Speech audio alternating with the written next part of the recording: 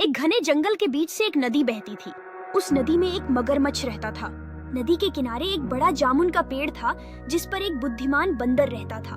बंदर हर दिन उस पेड़ के मीठे मीठे जामुन खाता और खुश रहता। एक दिन मगरमच्छ उस पेड़ के पास आया। बंदर ने मगरमच्छ से दोस्ती कर ली और उसे जामुन खिलाने लगा।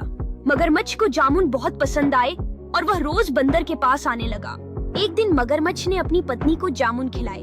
मगरमच्छ की पत्नी ने कहा, अगर ये जामुन इतने मीठे हैं तो सोचो बंदर का दिल कितना मीठा होगा।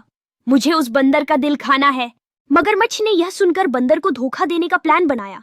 अगले दिन मगरमच्छ ने बंदर से कहा, मेरी पत्नी ने तुम्हें खाने पर बुलाया है, चलो मेरी पीठ पर बैठ जाओ, मैं तुम्हें नदी के पार ले चलता हूँ।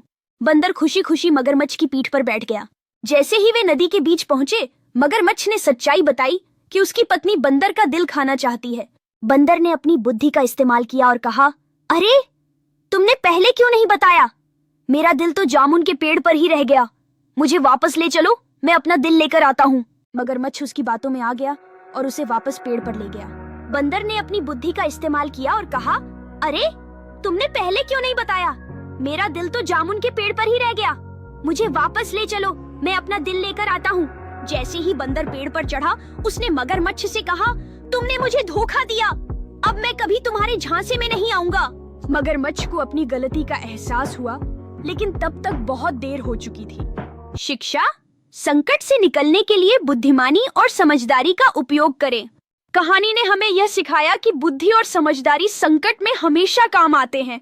इसलिए हमेशा अपने ज्ञान का उपयोग करें और दूसरों की चालाकी से सावधान रहें। जब आप किसी संकट का सामना करते हैं तो धैर्य और चतुराई से काम लेना जरूरी है। इससे न केवल आप अपनी स्थिति को सुधार सकते हैं, बल्कि दूसरों को भी सही मार्ग दिखा सकते हैं। इस कहानी का संदेश हमें प्रेरित करता है कि हमेशा सतर्क रहें और अपनी बुद्धि का सही इस्तेमाल करें, क्योंकि यह बुद्धि ही है जो हमें कठिनाइयों से निकालने और सही निर्णय लेने में मदद करती है।